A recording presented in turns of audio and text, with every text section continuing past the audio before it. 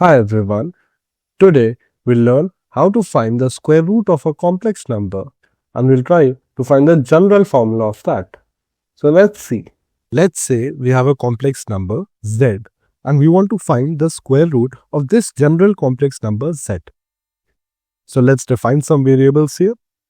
Here z is a complex number.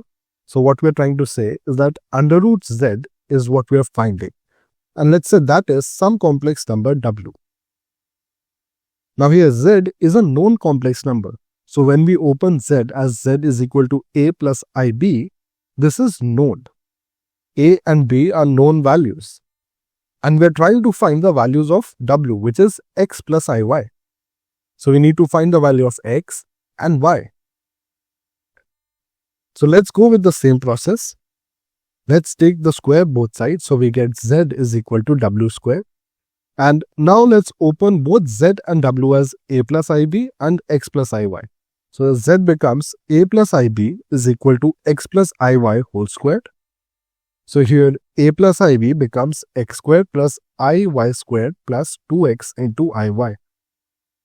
And now let's separate both the real parts and the imaginary parts, because this becomes a plus ib is equal to x square minus y square plus 2ixy, because I square is minus 1.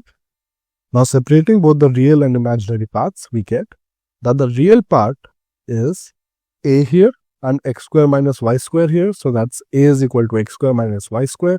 And imaginary part is ib here and 2ixy here. So this becomes ib is equal to 2ixy.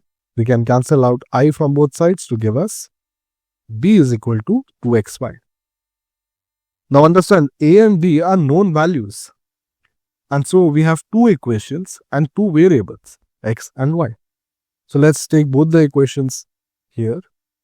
And now let's try to individually find the values of x and y in terms of a and b. So to simplify this, we can use the equation that x squared plus y squared whole squared is equal to x squared minus y squared whole squared plus 4x squared y squared. Alright, because we know the value of x square minus y square, that is a, and 4x square y square also we can write in terms of b. So from this we'll get that x squared plus y squared whole square is equal to x square minus y square whole square. So that is a square plus 4x square y square. So this we can write as 2xy whole square. And so this becomes x square plus y square whole square is equal to a square plus 2xy. 2xy is b, so this becomes plus b square. And now we can take square root both sides to give us that x square plus y square is equal to plus minus under root of a square plus b square. Now see this equation and this equation. We can use both the equations. We can add both the equations. So let's do that. So let's take our equation here. And let's take the earlier equation that we had, which was x square minus y square is equal to a. And let's add them up to eliminate y. So we can get the value of x. So here this becomes 2x squared on the left hand side is equal to a plus minus under root a square plus b square. And now if we take under root both sides, this would give us that x is equal to plus minus under root a plus under root a square plus b square divided by 2. Now you can also appreciate why I only considered plus here and not plus minus. Because here again the left hand side is positive and a square plus b square is going to be greater than a, because a is actually under root of a square. So this would be a negative term if I take minus. So we can only take plus here, and so x we get is plus minus under root of a plus root a square plus b square divided by 2. So we got the value of x in terms of a and b, which are known terms. Now from this relation we can also get the value of y. So let's take it. We have our x here. We have our relation with y as b is equal to 2xy. So y is equal to b by 2x. So b by 2 into 1 by x. So our root 2 would go in the numerator while this thing would come in the denominator. So it would be root 2 divided by under root of a plus under root a square plus b square. Now again, 2 can be written as root 2 into root 2. So 1 root 2 can be cancelled with the numerator to give us root 2. And now this denominator can be simplified by rationalizing. So we can multiply with under root of root a square plus b square minus a divided by root a square plus b square minus a. So then we can say that this term is m and this term is n. So this is m plus n. And this term is m and this term is n. So this is m minus n. So m plus n into m minus n would give us m square minus n square. So this would simplify as b by root 2. We missed a plus minus here, so we just wrote it here, into the numerator would just come out to be this, while the denominator is rationalized, and it would be this term whole squared minus a squared. So this would be a square plus b square minus a square, only giving us b square, and the square root on top would remain, right? So this would simplify as under root b square is b. So we can cancel out both b and b here to give us finally that this is plus minus under root of root a square plus b square minus a divided by 2. So we also got the value of y in terms of a and b.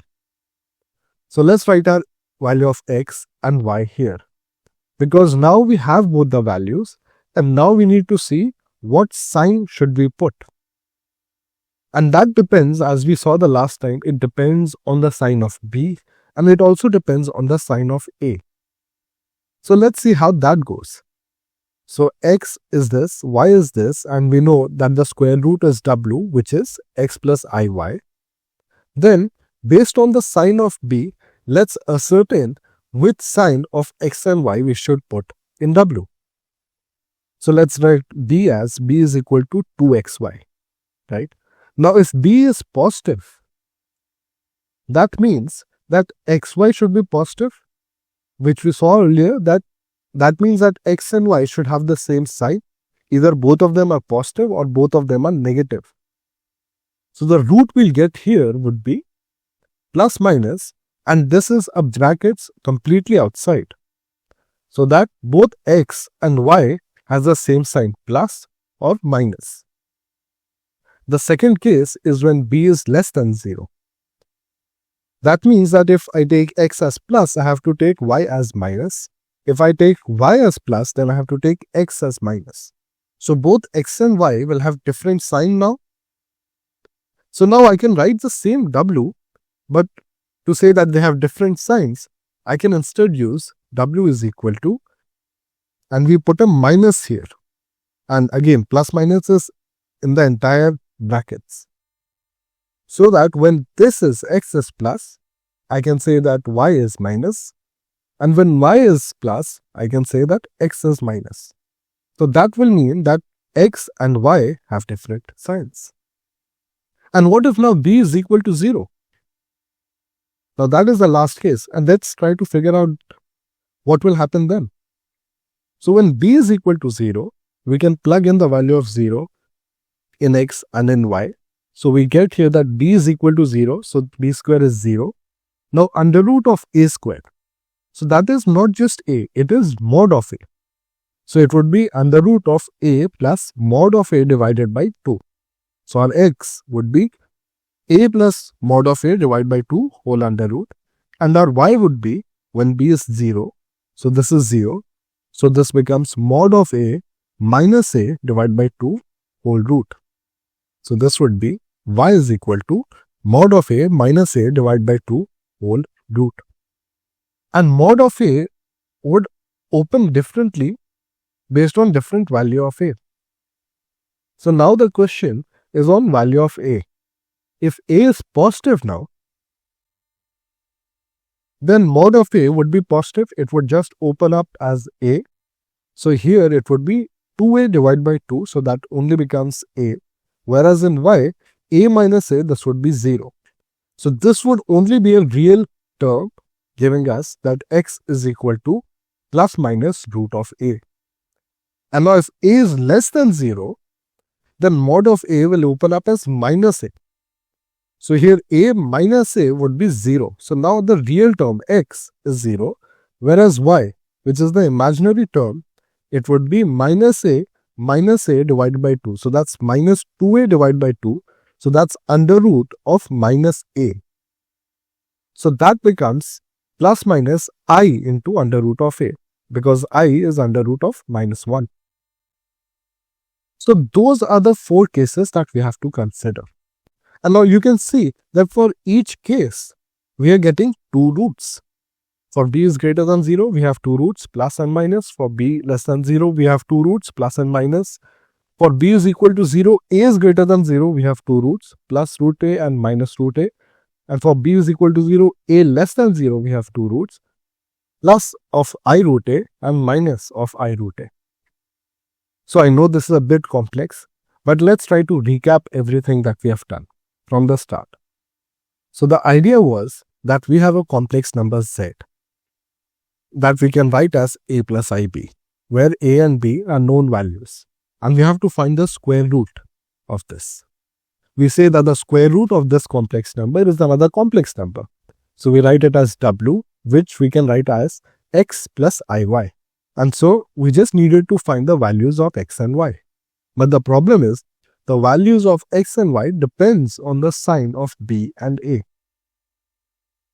So we have different cases. The first case is, let's say, is b is equal to 0. When b is equal to 0, then we judge the signs based on the sign of a. So when a is greater than 0, which means that this is 0 and we only have a real square root here. So y would be 0 and x would be plus minus root a, which would be our square root. And now if a is less than 0, then this is a complex term. This is an imaginary term. So we'll have to use I. So here x would be 0 and we get for a less than 0 as w is equal to plus minus I into root of a. The second case is when b is non-zero and is greater than 0. So let's say b is greater than 0. Then we found w comes out to be plus minus of whole brackets under root a plus root a square plus b square divided by 2 plus I into under root of a square plus b square minus a divided by 2. Again, we're getting 2 square roots. And lastly, the final case is when b is less than 0. So for that, the sign of x and y should be different. So the only modification we get here would be, we'll get a minus in between. So that is the general formula of the square root of a complex number. Thank you.